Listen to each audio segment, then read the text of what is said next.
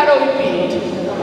কি করবো বলেন, হাসবো না কাঁদবো বুঝি না।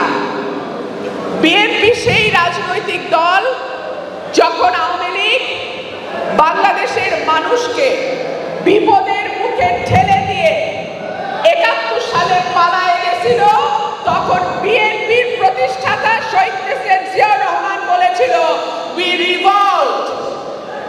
তিনি স্বাধীনতার ঘোষণা দিয়ে মাঠে ময়দানে যুদ্ধ করে সেক্টর কমান্ডার হয়ে বীরত্তম খেতাব পেয়ে বাংলাদেশকে স্বাধীন করেছেন। ১০০ বার যেতে পারতেন, কিন্তু উনি যান নাই। মানুষ যেদিকে থাকে বিএনপিও সেদিকে থাকে। সেজন্যই দেশনেত্রী বেগম খালেদা জিয়া বলেছিলেন, যখন বাংলাদেশ ভালো থাকে তখন আমি ভালো থাকি, আর যখন বাংলাদেশ খারাপ থাকে তখন আমি খারাপ থাকি। বিএনপি এই দেশের মাটি ও মানুষের দল। এত নির্যাতন, এত অত্যাচার, দেশনেত্রী বেগম খালেদা জিয়া আপনাদেরকে ছেড়ে এক মুহূর্তের জন্য কোথাও যান নাই। আর পয়লা সুযোগে শেখ হাসিনা তার সকল নেতা কর্মীকে বাংলাদেশে ফালায়ে নিরাপদে চলে গেছে। এইখানেই বিএনপির সঙ্গে আওয়ামী লীগের পার্থক্য। সংস্কার নাকি বিএনপি চায় না। ২০১৬ সালে দেশনেত্রী বেগম খালেদা জিয়া বাংলাদেশে প্রথম সংস্কারের কথা বলেন ভিশন 2030 এ। তারপরে বিএনপির অ্যাক্টিং চেয়ারম্যান জনাব তারেক রহমান ২৭ দফা, ৩১ দফা, এই সব কিছু বিএনপি দিয়েছে। আজকে এনসিপি সহ অন্যান্য যারা সংস্কারের কথা বলে, তারা যে সংস্কারগুলোর কথা বলছে, সেই সংস্কারগুলো সেই ২০১৬ সালে দেশনেত্রী বেগম খালেদা জিয়ার নেতৃত্বে বিএনপি দিয়ে দিয়েছিল। আবার সবকিছুকে সংস্কার করতে হয়। আর বিচার, আওয়ামী লীগ গত ১৫ বছরে যত পাপ করেছে, শেখ হাসিনা থেকে শুরু করে ওয়ার্ড লেভেলের কর্মী পর্যন্ত, আগামী ১০০ বছরেও তাদের বিচার চলতেই থাকবে, চলতেই থাকবে, চলতেই থাকবে। আপনাদের মতো অনির্বাচিত সরকারের তো মানে ইচ্ছা মতো যতদিন খুশি ততদিন ক্ষমতায় থাকার কথা নয়। গণতন্ত্র সেটা বলে না।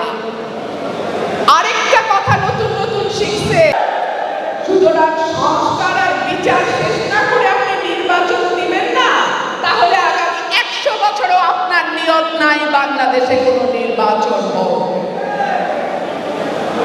আওয়ামী লীগ নাই তাই বলে কি আমরা মনে করছি নির্বাচন সহজ হবে? না, নির্বাচন সহজ হবে না আমার ভাইরা। কেন হবে না? হবে না তার কারণ আমাদের অ্যাক্টিং চেয়ারম্যান তারেক রহমান সাহেব বলেছে, আগে ছিল দৃশ্যমান প্রতিপক্ষ, এখন প্রতিপক্ষ অদৃশ্য। ভোট হলে ২টা ভোটও হয়তো পাবে না, কিন্তু বড় বড় কথা আর বড় বড় হ্যাডাম অনেকেরই তো আমরা দেখি, তাই না? আমরা আরো দেখি নির্বাচন পেছানোর ষড়যন্ত্র, আমরা আরো দেখি মানুষকে তার ভোটের অধিকার থেকে বঞ্চিত করার ষড়যন্ত্র। এই ষড়যন্ত্র যারা করে তারাই কিন্তু বিএনপির প্রতিপক্ষ। সুতরাং এইবারের প্রতিপক্ষ ষড়যন্ত্রের প্রতিপক্ষ, এইবারের প্রতিপক্ষ বাংলাদেশ বিরোধী প্রতিপক্ষ। খুব সাবধান আমার ভাইরা, নির্বাচন সহজ হবে না। তবে এটাও বলি, ১৫ বছর বিএনপির নেতা কর্মীরা মাটি ছাড়ে নাই, আগামীতেও এক চুল মাটি আমরা কেউ ছেড়ে দিব না। আমরা অতীতে যেমন দেখেছি বিচার বিভাগকে নিয়ে যাওয়া হয়েছিল ৪র্থ সংশোধনীর মাধ্যমে, শেখ মুজিবুর রহমান নিয়ে গেছিল রাষ্ট্রপতির হাতে। সেইখান থেকে শহীদ president Ziaur Rahman supreme judicial council করে বিচার বিভাগের স্বাধীনতাকে নিশ্চিত করে। বাংলাদেশের যে কটা ভালো কাজ হয়েছে, বিশ্বাস করেন আমি বিএনপি করি বলে না, আপনারা চেক করে দেখবেন তার প্রতিটা হয়েছে হয় শহীদ প্রেসিডেন্ট জিয়াউর রহমান আর নয়তো দেশনেত্রী বেগম খালেদা জিয়ার হাত দিয়ে। বিএনপির জনপ্রিয়তাকে মানুষ ভয় পায়, আমি বুঝি। বিএনপির জনপ্রিয়তা, বিএনপির একজন নেতা যদি এমনিও চা খেতে দাঁড়ায়, সেইখানে একটা জটলা তৈরি হয়ে যায়, সেইখানে একটা ছোটখাটো সমাবেশ হয়ে যায়। আর অন্যান্য দলের নেতারা যারা বড় বড় কথা বলে তাদেরটাও তো আমরা দেখি, স্টেজে খালি নেতা নেতা, সামনে মিডিয়ার ভাইরা ছাড়া আর কোনো ভাই নাই, সেগুলাও আমরা দেখি, তাই না? আমি তাদেরকে বলবো, আপনারাও আমাদের রাজনৈতিক প্রতিদ্বন্দ্বী, ঠিক আছে, আপনারা আমাদের রাজনীতি করেন, আমরাও আমাদের রাজনীতি করি, কিন্তু ষড়যন্ত্র কেউ করবেন না। ষড়যন্ত্রের ফল ভালো হয় না। শেখ হাসিনা করছিল ষড়যন্ত্র, নিজে তো পালাইছেই, এখন বোনের মেয়েরও আর এমপি তো থাকবে কিনা সেটা নিয়েও সমস্যা দেখা দিয়েছে। সুতরাং ষড়যন্ত্র করবেন না। আর একটা কথা দিয়ে শেষ করছি, আমরা আশা করব সরকারের শুভ বুদ্ধির উদয় হবে।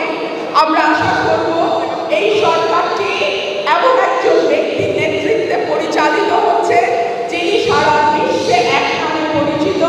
তিনি তার ব্যক্তিগত ইমেজ, সম্মান সবকিছুর দিকে লক্ষ্য রেখে বাংলাদেশকে, আগামীর বাংলাদেশকে গণতান্ত্রিক পথে তুলে দিয়ে তিনি সসম্মানে ডিসেম্বরের মধ্যেই নির্বাচন ঘোষণা করবেন। আর আওয়ামী লীগ বর্ডার পার হয়ে নিরাপদে চলে গেছে। আওয়ামী লীগ যখন সকল দল নিষিদ্ধ করে একদল আনলো, বিএনপি নিয়ে আসলো বহুদলীয় গণতন্ত্র, বিএনপি নিয়ে আসলো বিচার বিভাগের স্বাধীনতা, বিএনপি নিয়ে আসলো সংবাদপত্রের স্বাধীনতা। আওয়ামী লীগ যখন ভারতের সঙ্গে আঘাত করে 14, 18, 24-এ ক্ষমতা দখল করলো, বিএনপি তখন আপোষহীনভাবে জনগণের পাশে থেকে নির্বাচন প্রত্যাখ্যান করেছে। দেশনেত্রী বেগম খালেদা জিয়া চাইলে যেতে পারতেন না